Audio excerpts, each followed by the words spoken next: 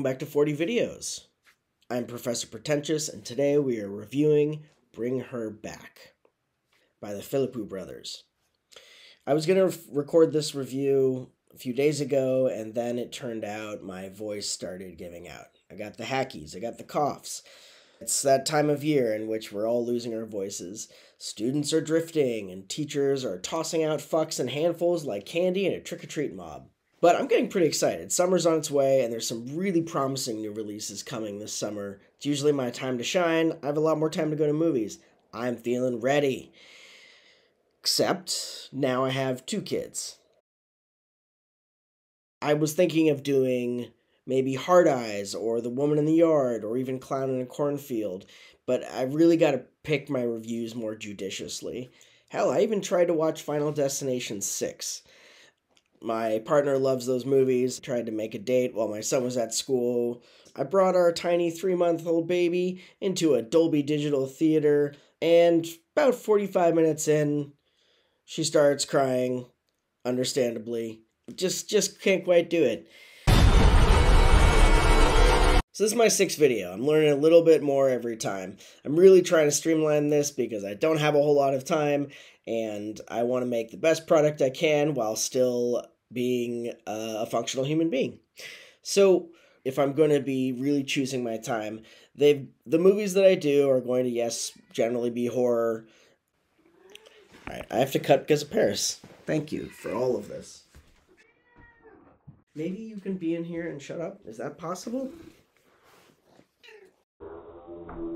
So as I'm looking at the almighty algorithm, I am trying to balance this with things that I really like, because after all, I'm not getting paid for this. So yes, the movies that I do ideally should be popular movies, ones that people are looking for reviews on or breakdowns on, but ones that are also, I feel like, worth my time to watch. When I think of reviews and reviewers that I enjoy, I usually watch it.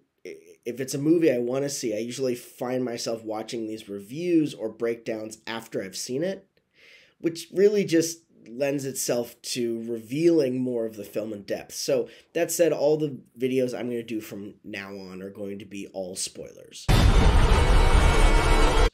And the way that I'm going to try to organize them as best as possible, while still maintaining a flow, is going to try to organize any spoiler events near the end of the video. So, Bring Her Back is the second movie from the Philippou Brothers from Australia. And I'm going to just start off with a content warning. The interesting thing to me is what calls for content warning for horror fans really says a lot about what we as people have endured in our lives. And more often than not, it's interesting. We're not really talking about tangible images or cringe moments in the film itself.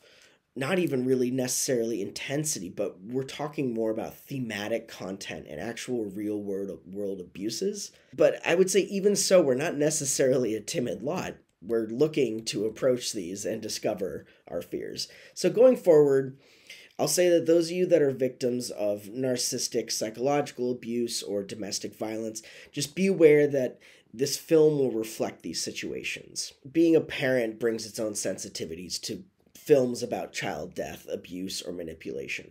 Just be aware of those.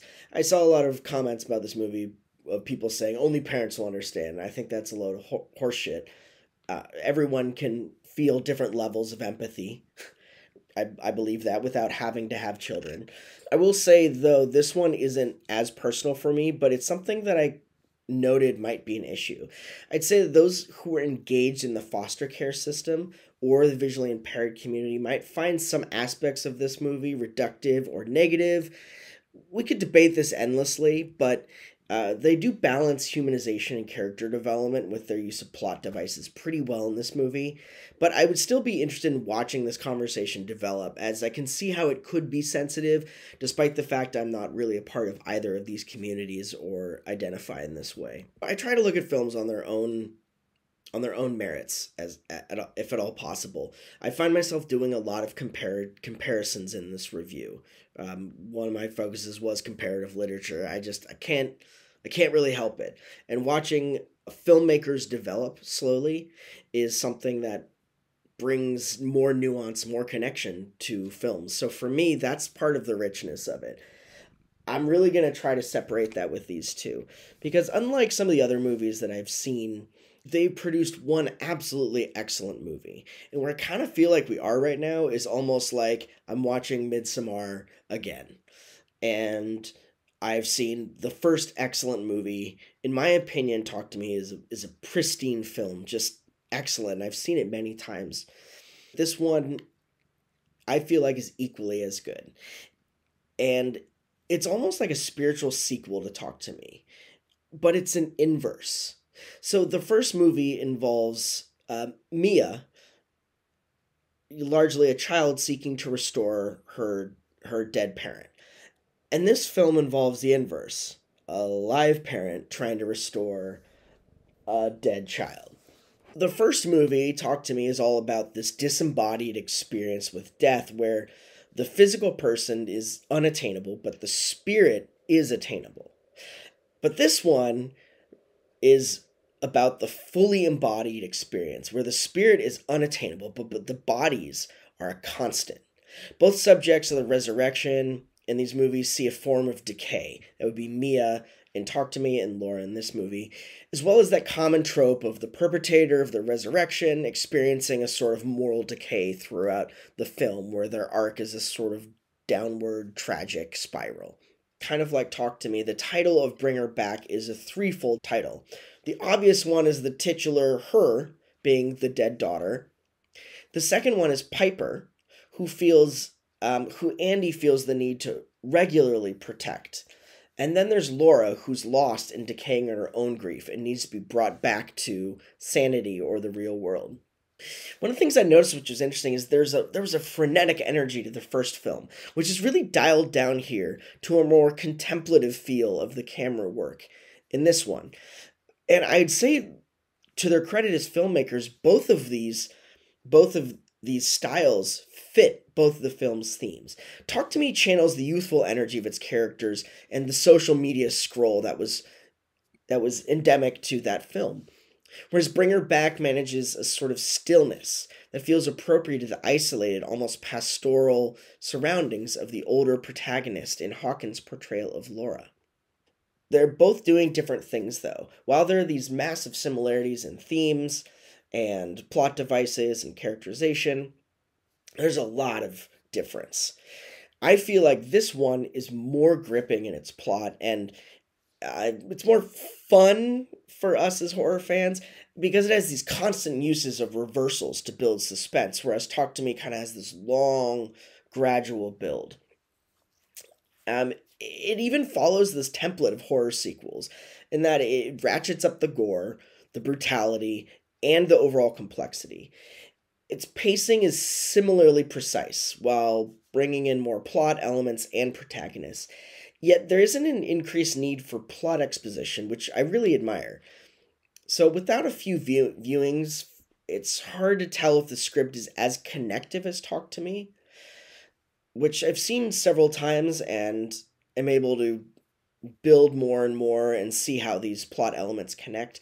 But I'll say so far, after having sat down, looked a little bit at message boards, and talking with my friend who I saw this movie with, I've seen enough details match up in the script to, at least for me, promise for a satisfyingly airtight screenplay. As somebody who tends to miss details in the first screening of a film, I did look back and notice that there were a lot of connections.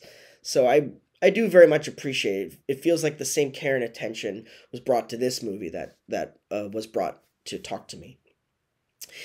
The movie both follows many themes, characterizations, and plot elements, while also clearly trying to produce a different effect than their last film. Bring Her Back provides a more visceral experience, whereas Talk to Me felt a lot more resonant and internalized. So talking about the performances in this, the Philippou brothers again draw out some really strong performances from the young actors who anchor the relationships of the story.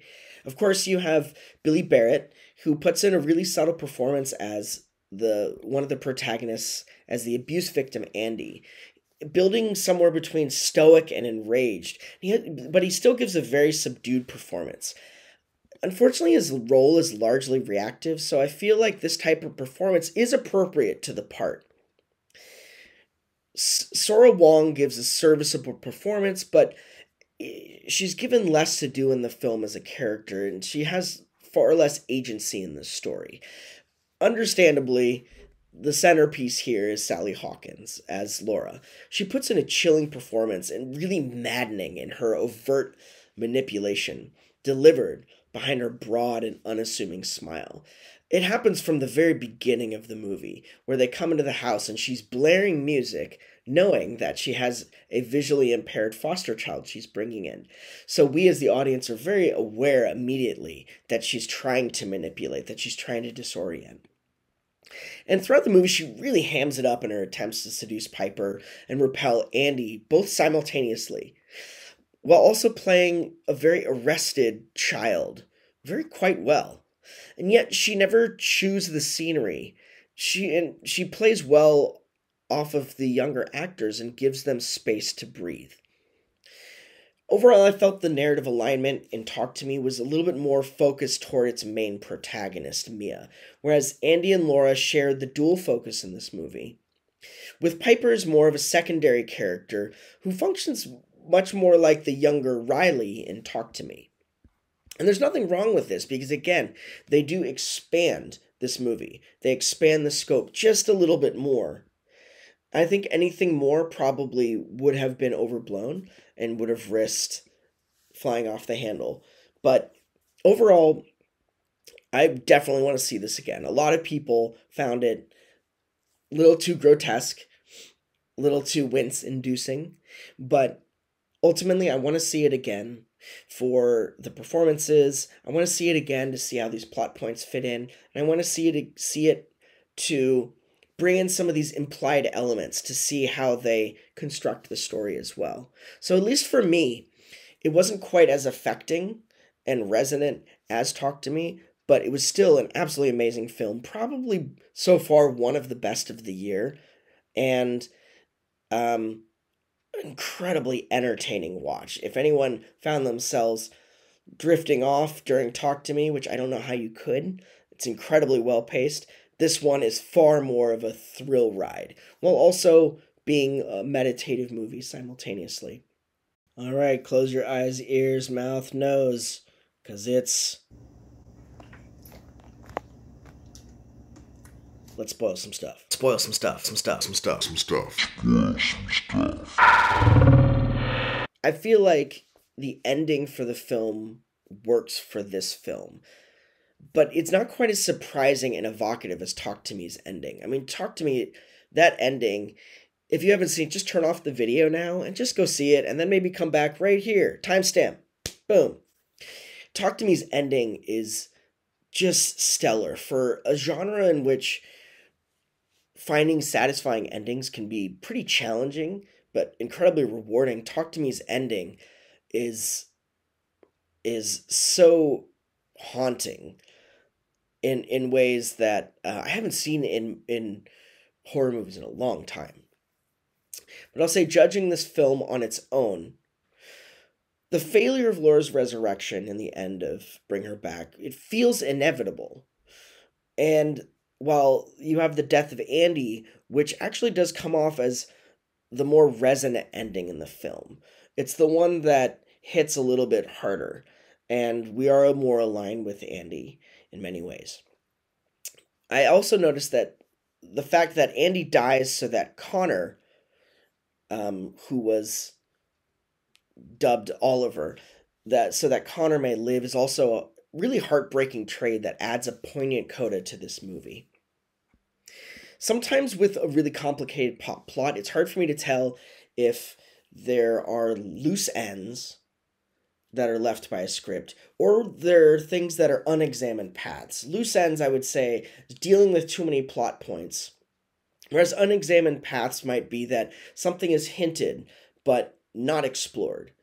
And one can be maddening in a way that it really ruins the film. The other one can be maddening in a way that it adds so much to the film. It makes it infinitely watchable.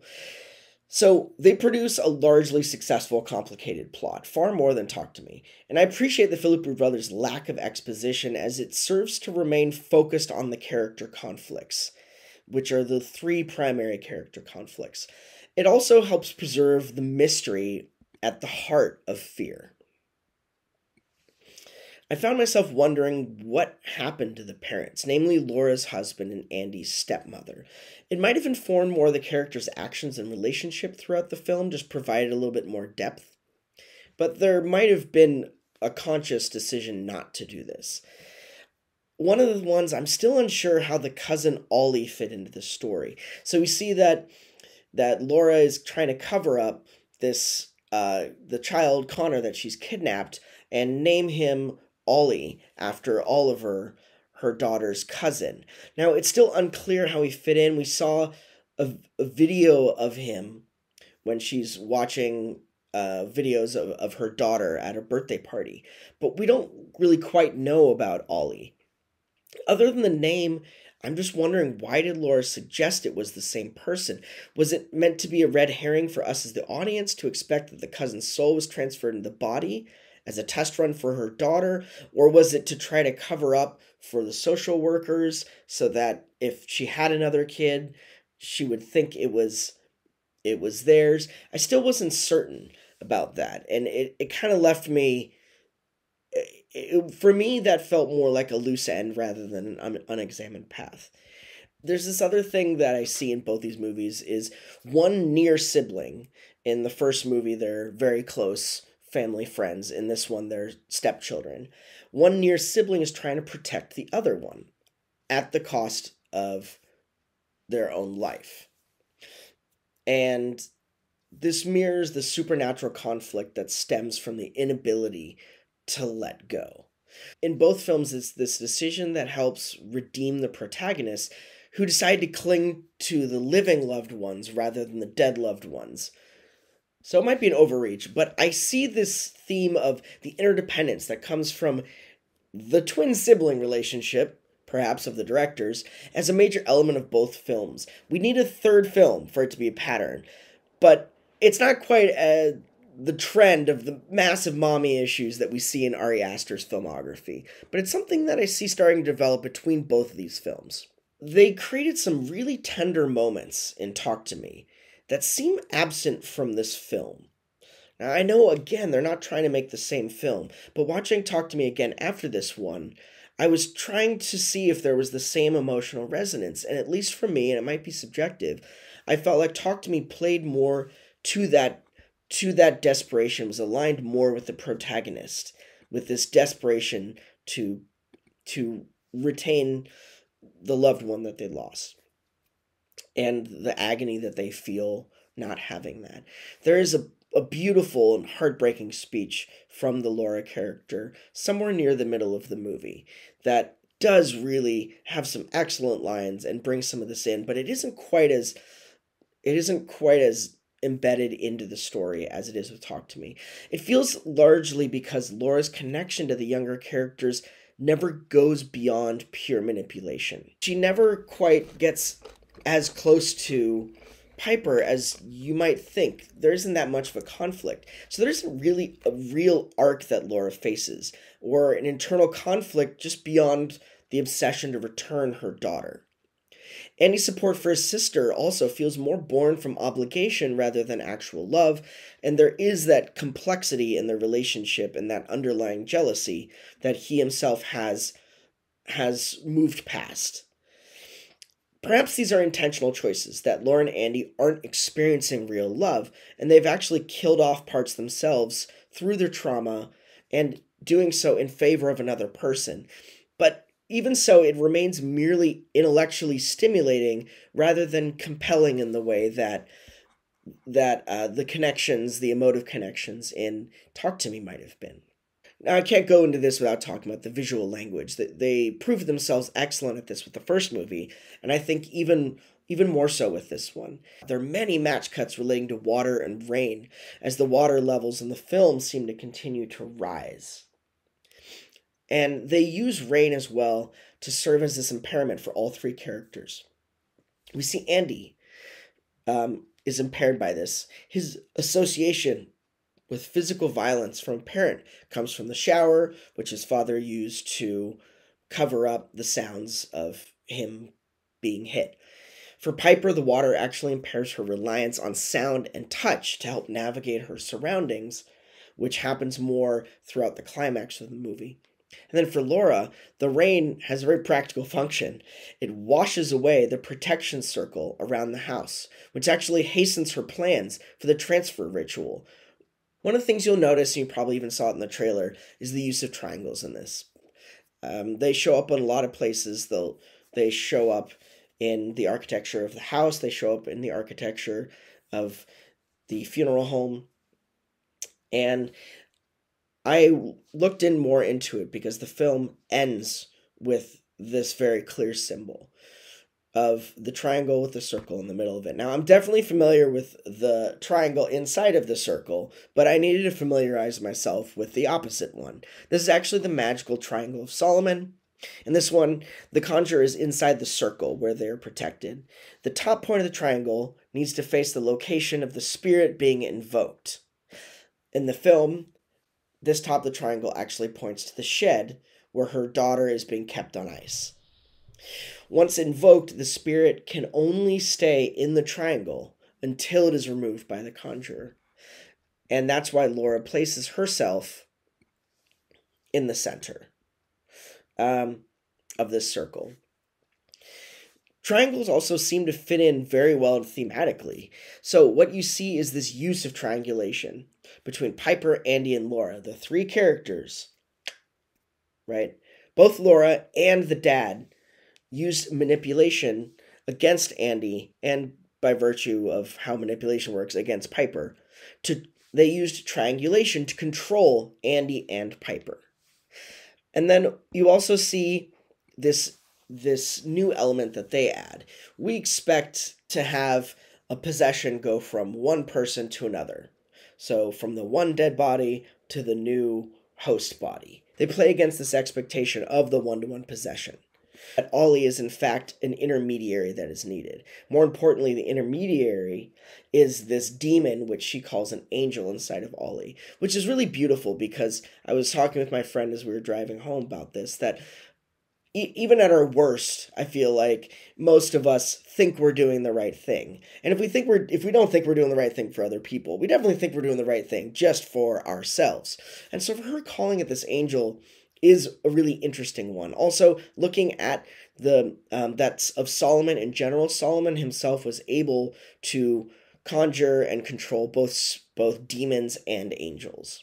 Ollie contains this spirit. Now, there were some really interesting ideas that I saw some other people pointing out. They were wondering if the dog from the beginning of the film, the stuffed dog, if the spirit was in Ollie, again, as a test run, right? They're wondering if it was the father in there as a test run. In particular, they're wondering if it was the father that Laura Sally Hawkins killed, because as I saw someone point out, Sally Hawkins did actually say, "I killed your father." And so the thought is that Sally Hawkins had seen the case where Andy had actually attacked Piper when he was very young, because that case would have been reported to Child Protective Services, which means that they would have been in the system. So she would have been able to access them, and she would have been able to know that she could discount Andy by all of the things that had happened to him earlier. So it seems very likely that she actually did kill the father. Now, at one point, she does take his hair and she stuffs it inside Ollie. I still am uncertain as to how that fits in, whether or not the father is becoming a part of that, but I think the idea was that she was putting it inside of him so that the demon itself could appear to Andy as the father for a brief period of time. So we see this triangulation again. Here's the dead loved one, here's the new body, and then there's the live conduit that needs to be in between the two of them. And it does add an interesting theme to this, in which one person always needs another medium to connect to another one. And it creates a beautiful disconnection that we see that's an incredibly human need to be directly connected to something else. One of the visuals that they use is they use focus here as a POV for limited sight. So one of the things that they do is they utilize this in relation to the POV for Piper herself. They create a blurred bokeh in the background in which in certain shots we see Piper's hand moving along elements while the background is blurred, and just in the foreground you can see her hand.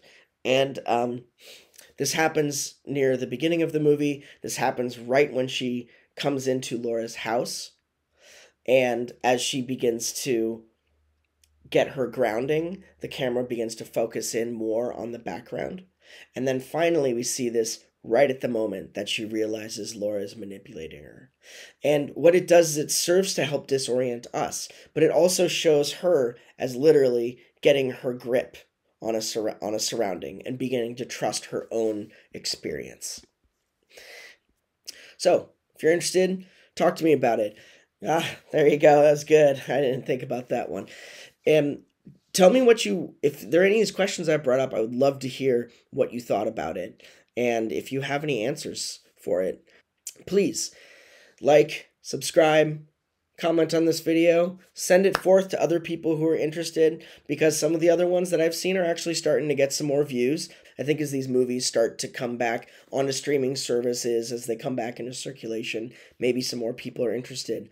And I hope you continue to watch the videos and the reviews. I'll keep them coming as long as you keep watching. I've been Professor Pretentious. Thank you everyone for watching. Go out and see Bring Her Back. Thanks.